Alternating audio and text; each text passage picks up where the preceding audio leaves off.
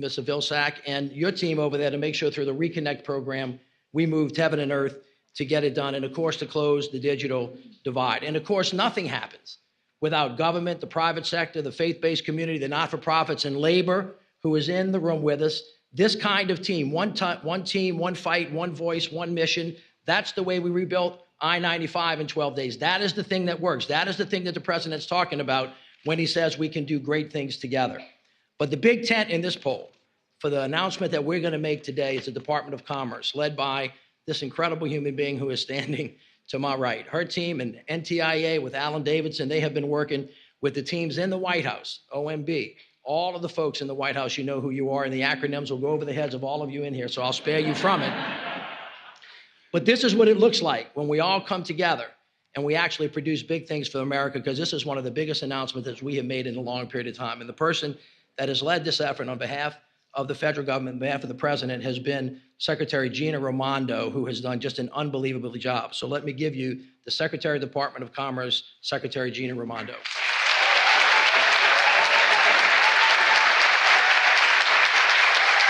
Hello, everybody. Thank you, Mitch. Thank you, Mitch. Happy Broadband Day to everybody. Did a beautiful job. Look at this. Not only are we connecting every American, we're going to create a lot of jobs doing it, making all of this fiber right here in America. It's a huge, huge day, and I couldn't be more excited. And as Mitch said, it's an important milestone, and I have to thank you and your team for all that you've done. So more than 2 years ago, President Biden took office. And if you think back at that time, we were emerging from the COVID pandemic. And when COVID came, most Americans switched to working from home, expanding their business online, going to a doctor's appointment virtually, doing school at home. But here's the thing. Tens of millions of Americans couldn't. They couldn't do that. They just couldn't connect, either because of where they lived or how much it cost. And at that time, President Biden said, that's not acceptable. Not in the United States of America in 2021, 2022, 2023. The internet is not a luxury. It's a necessity. And every American deserves it, no matter where you live or how much money you make. And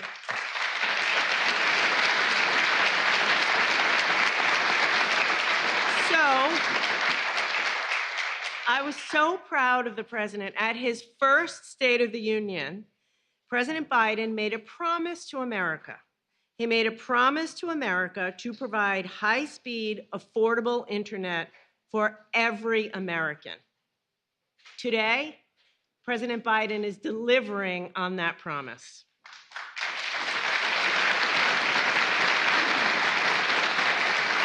Today, because of the president's extraordinary leadership, working with Congress in a bipartisan way, we're delivering on that promise. By the way, we've already made a huge amount of progress. Passing the bipartisan infrastructure law, investing billions of dollars to expand and improve our networks, connecting HBCUs. We've already invested nearly $2 billion to connect tribal lands and transform the way their communities work, learn, and access health care. But today, and with today's announcement, which the president will be making shortly, we're finishing the job. Today, we announced we're finishing the job and finally closing the digital divide in America once and for all.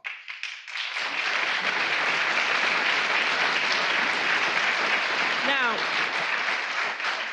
this is an important point I'm going to make because, we live in a world in which it's not every day that Democrats and Republicans come together to do big things. But I want you to know every single state and territory is participating. We have support from industry, advocates, colleges, universities, labor unions, everyone joining in this whole of country effort to connect every American. And as Mitch said, at the Commerce Department, we're proud to be leading the charge. Indulge me for a second to call out Alan Davidson and his team at NTIA for the nights and the weekends. Thank you, thank you, thank you.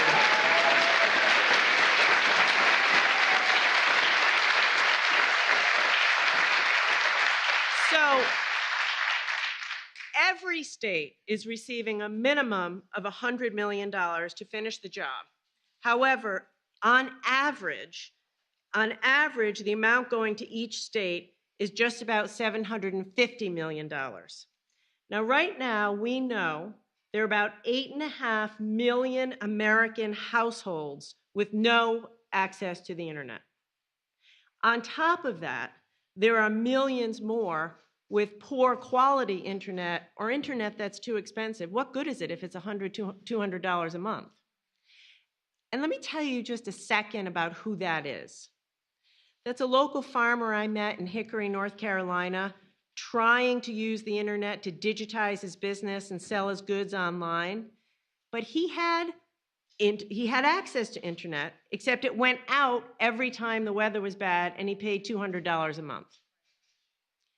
Or a local Boy Scout, sweetest young man ever. He served as a web developer for his Boy Scout troop, but he had to work on the troop's website in the backseat of his parents' car parked in the local library because his house didn't get the internet, and no one in his neighborhood got the internet. Or tribal families I met in Arizona, whose kids couldn't attend school virtually during the pandemic because they had no connection. That's who will benefit from this effort, and that's who President Biden and this administration fights for every day.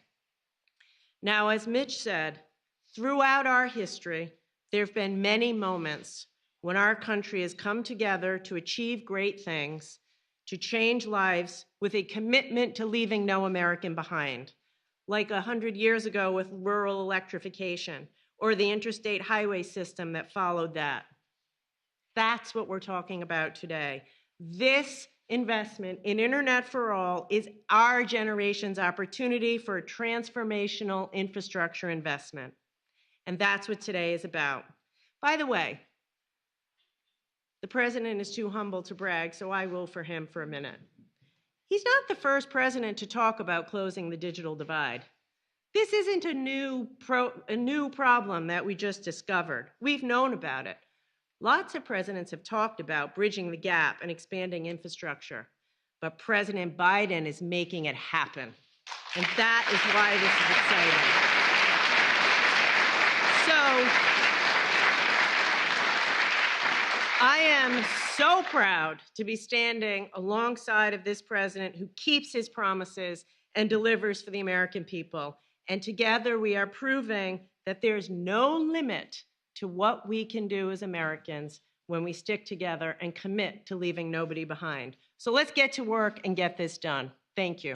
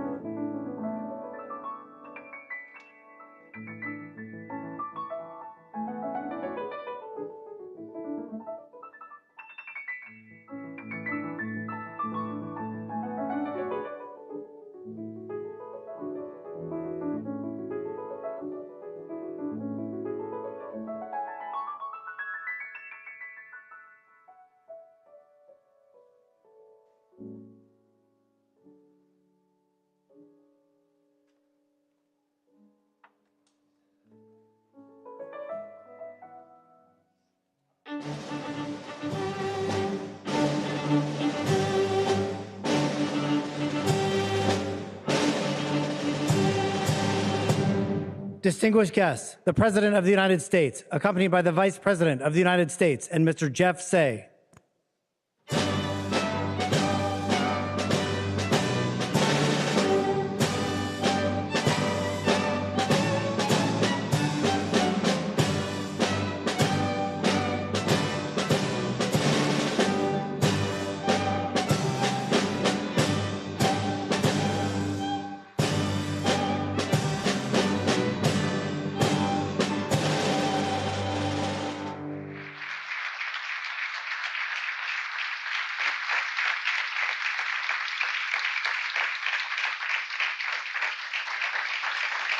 Indeed.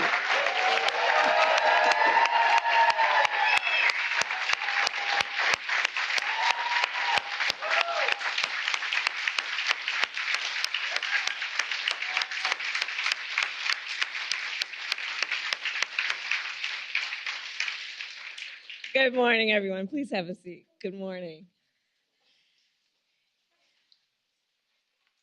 So I am going to start by saying that we are so thankful to all of the leaders who are here for the work that has occurred and will continue to be done to do what is right on behalf of the American people and working people in our country. I want to thank our President, Joe Biden, a true champion for the working people and families of our nation, and a tireless fighter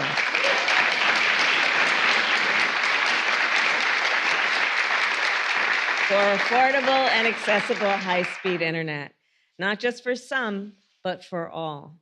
I want to thank the members of the cabinet who are here and members of Congress, as well as the advocates and community leaders who have fought for years to connect every corner of America with high-speed internet. It is good to be here with all of you. So I will begin with a brief story. Last year, I visited a small town in Louisiana called Sunset, Mitch, a rural community of about 3,000 people outside of Lafayette, a region where some of my extended family live. Sunset is like many other small towns in America. It has a main street with a bank, a church, and a donut shop. And Sunset is similar to many rural communities for another reason. Almost 40% of households in that area do not have high-speed internet, in large part because the fiber optic lines that connect most Americans to the internet just never made it to Sunset. But here's what that means. In Sunset, I met with parents who cannot apply for remote work jobs because they do not have a high-speed internet connection at home. In Sunset, I met with entrepreneurs who struggle to start or grow a small business because they cannot get online. And I met with students who, when public buildings were closed during the pandemic, had to sit in the parking lot of a local library just to submit their homework over Wi-Fi. And these stories are not uncommon. Today, 24 million people in our country do not have access to high-speed internet, either because they cannot afford the monthly cost of a plan, or because they live in communities that have not yet been fully connected to fiber optic networks. But let us agree, in the 21st century in America, high-speed internet is not a luxury, it is a necessity. Every person in our nation, no matter where they live, should be able to access and afford high-speed internet. And that is why our administration invested $65 billion to give millions of families a $30 discount on their monthly internet bills, and to lay thousands of miles of new fiber optic lines, including in Sunset, where with the support of local leaders and elected officials, we are connecting 22,000 families with high-speed internet. Today, we are here to continue our work together, to connect every person in America with high-speed internet. And now, it is my honor to introduce a leader who understands firsthand the urgency and the impact of this work. An incredible leader, an incredible dad to his 3 daughters, Jeff Say.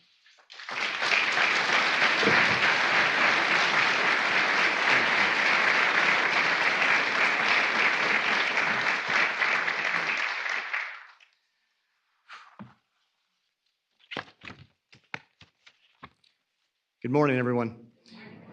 It's my pleasure to be here. I'm Jeff Say. I work at UVA Health Culpeper Medical Center. I'm married to Sarah, a kindergarten teacher, and we have 3 children. I, like millions of other Americans, face an all too common issue: lack of reliable high-speed internet. 2 years ago, my family and I purchased our home in Boston, Virginia, in Culpeper County, just an hour and a half southwest of Washington, D.C. The house had everything we wanted: enough space for our 3 girls to run and play, beautiful views, and wonderful neighbors. We were told we would have access to internet, but the day we moved in, our ordeal began, as service providers told us we would have to pay tens of thousands of dollars to run a line to our house. Their service stopped a half-mile down the road. What we ended up with was a hotspot that's spotty at best, and an ongoing struggle to work our schedule around the lack of connectivity. We have to drive our children into my work, to my wife's school, or to our county library to finish projects or homework assignments. Every aspect of our daily life has now seemingly been touched by internet access, education, health, commerce, and entertainment. We are not alone. We now know that in Culpeper County, there are 4,300 unserved homes when it comes to high-speed internet access. Thankfully, our county has started a broadband initiative to serve the underserved. We don't have it yet, but I know it's on the way thanks to folks here today. The reality is that reliable, affordable, high-speed internet is a utility, not a luxury. So today, I'm excited to be here to share my story and to thank this administration who will get our country up to speed and into the 21st century. It is my extreme honor to be able to welcome a person who has made this issue a priority and will improve the quality of life of all of our lives. Ladies and gentlemen, the President of the United States of America, Joe Biden.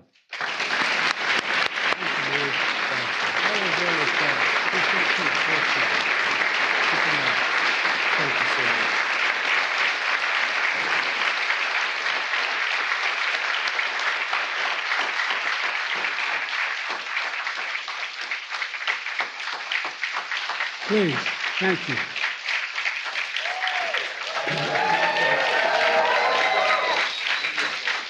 Thank you, please. Thank you. Although I like the fact Joe Manchin's standing all this time. He's a friend. Hi, Jojo. How are you, pal? Before I begin, let me say a few words about the events in Russia. Excuse, I'm a little of an allergy. The situation began to develop as it did. I directed my national security team to monitor closely and report to me hour by hour.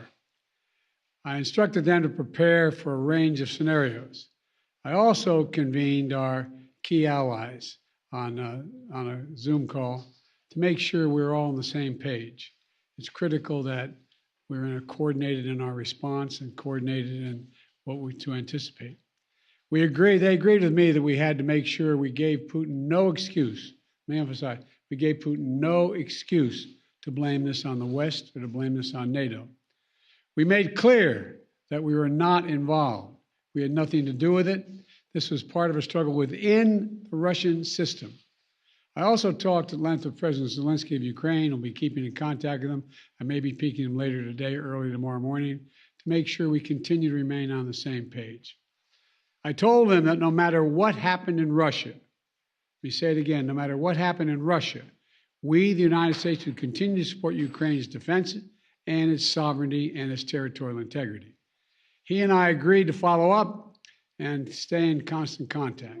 I'm also in constant contact with our allies to maintain our coordination. I'll be speaking with the head of state right after this meeting today and making sure we're on the same page. I didn't get a chance to speak with one head of state yesterday. We're going to keep assessing the fallout of this weekend's events and the implications for Russia and Ukraine. But it's still too early to reach a definitive conclusion about where this is going. The ultimate outcome of all this remains to be seen. But no matter what comes next, I will keep making sure that our allies and our partners are closely aligned in how we are reading and responding to the situation. It's important we stay completely coordinated. And now I'd like to turn to today's announcement. Begin by asking a question. Did you lay all that cable? She's a Wonder Woman. I was watching in the other room, but I didn't realize, I didn't bring along all the cable, and empty spools. You're incredible. Thank you. Look, I want to thank you, Jeff, for taking the time, and thank you for the introduction. There you are. And I want to thank Kamala, who's there for every single important thing we do, and I'm not sure how we do it without her. 2 years ago, I asked her to lead an effort on high-speed internet, and she's been doing an incredible job since then. So is Gina Raimondo, our Commerce Secretary. And Shalonda Young, who's a jack of all trades, sitting here at our Office of Management Budgets, played a major role along with Mitch Landrieu and our infrastructure coordinator. And I want to thank, and I mean it sincerely, Joe Manchin of West Virginia, who's here with us today as well. And thank you to the leaders of state and local governments, labor unions, tribal organizations, and telecom companies. Folks, we're talking today about a major investment that we're making in affordable, high-speed internet all across the country. As we started down, I turned to Jeff. I said, this may be, I wonder if President Roosevelt felt a little like this as he talked about the electrification of our farmlands. I mean, think about it. It's almost similar. But to put in context, let's remember where we were 2.5 years ago. The pandemic was raging, the economy was reeling, and the problems we're facing started a lot earlier than that. For decades, and the middle class was hollowed out. Too many good-paying manufacturing jobs moved overseas. Public investment was slashed. Core sources of economic strength like infrastructure, manufacturing, and innovation were also hollowed out. All that is a result of failed economic policy of I call trickle-down economics. It was called trickle-down economics as well. A belief that we should give tax cuts to the very wealthy and big corporations and expect it to trickle down to everyone else, benefit across the board. I ran for president with a fundamentally different vision, to build the economy from the middle out and the bottom up instead of the top down, to grow the economy by educating and empowering workers, by promoting competition to support small businesses, and investing in ourselves again for the first time in a long time. And that's what today's announcement is all about. What we're doing is, as I said, not unlike what Franklin Delano Roosevelt did. We brought electricity to nearly every American home and farm in our nation.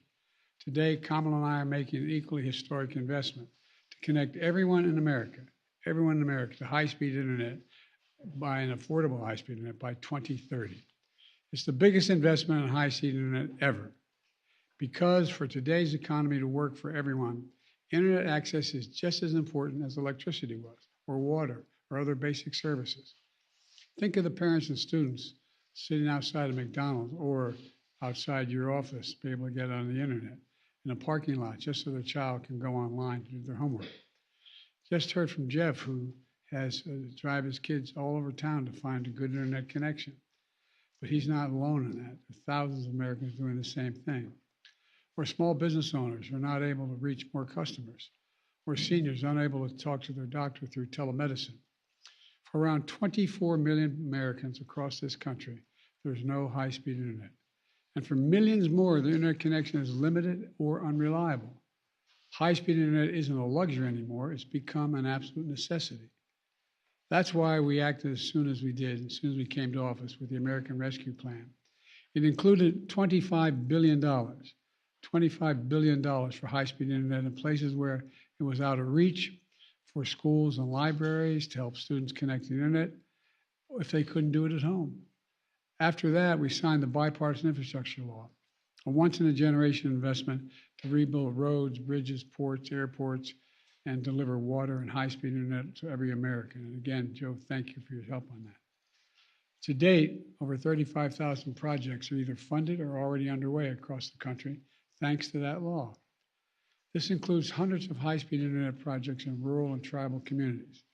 But, it's not enough to have access. You need affordability in addition to access. That's why we worked with internet service providers to bring down prices for Americans struggling with internet payments. It's called the Affordable Connectivity Program. It's helping 19 million families save around $30 a month on their internet bills, and some save a lot more. These savings matters in homes like the one I grew up in. That's money you can go for groceries, for the electric bill, for other things, other necessities. Kamala has traveled across the country working with state and local officials to make sure people know about this program. And several groups and companies here today have helped millions of Americans sign up through the Online for All campaign. Online for All campaign. Now we're working with Congress to extend this bipartisan program. For folks looking for an affordable internet plan, just go to getinternet.gov.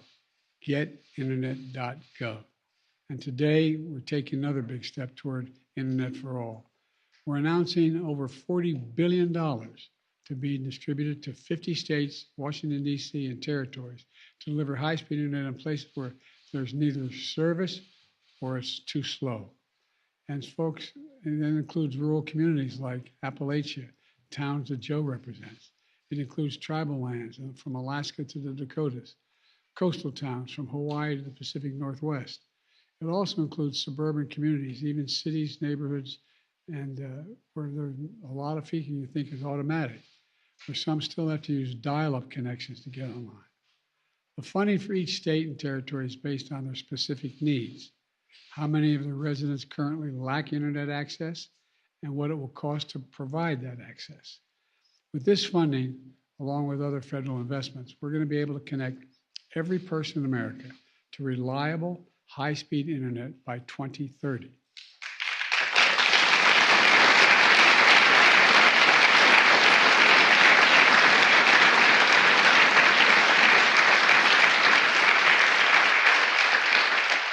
I promise to be a president for all Americans, whether or not they voted for me or whether or not they voted for these laws. These investments will help all Americans. We're not going to leave anyone behind. Don't just take it from me. I've gotten letters and emails from across the country from people who are thrilled that after so many years of waiting, they're finally going to get high-speed internet. A woman named Beth wrote me from Iowa. She lives in a valley that's a dead zone to cell reception. She's also gotten internet via satellite, which goes out when the rain or snows. She can't get emergency alerts. Even good weather is spotty. Then last year, a local telecom company with just 13 employees sent Beth a postcard. They had received funding from the American Rescue Plan. Now they were installing fiber optic cable for homes like hers in the valley. And here's what she wrote to me, and I quote, "You can imagine my joy." She called them right away, and the next day they sent someone out to survey her yard. As Beth wrote, "This is the best thing that's happened to rural America since the Rural Electrification Act brought electricity to farms in the 30s and 40s. End of quote.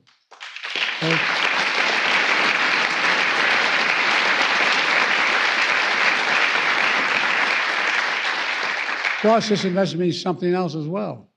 Good paying jobs. Good paying jobs.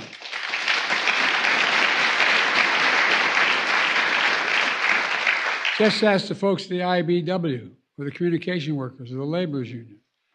They're putting thousands of people to work laying fiber optic cable across America. And the cable will be made in America. Let me say it again. The cable is going to be made in America.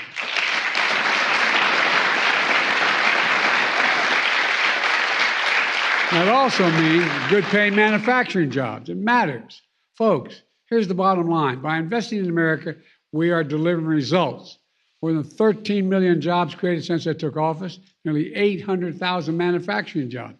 As a lot of folks have tired of hearing me saying, where in God's name is it written that we can't be the leading manufacturer in the world again? Where is that written? You know, since I've been in office, we've attracted $490 billion. $490 billion in private investment in new manufacturing, like semiconductors, electric vehicles, batteries, fiber optic cable. And we're talking about here today. More people are starting small business than ever, and everyone who applies for small business lines is a sign of hope.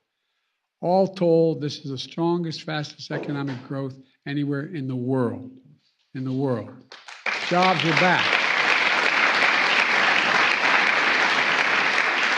Manufacturing back. In many places that have been left behind, pride is coming back as well.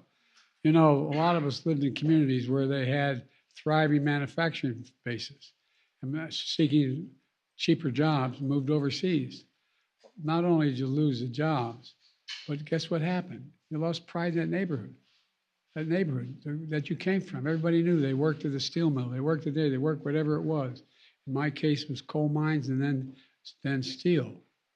And folks, let me close with this. Connecting everyone to America, in America, to affordable, reliable, high-speed internet is a bold goal, but we're a great nation, especially one as vast and geographically diverse as ours. It's even bolder. You know, we are all well on our way. We're just going to have to keep it going. And as was mentioned earlier, just remember, it's never been a good idea to bet against America. And let's remember who we are. We're the United States of America. There's nothing beyond our capacity. God bless you all. And may God protect our troops. Thank you, thank you, thank you. Coming.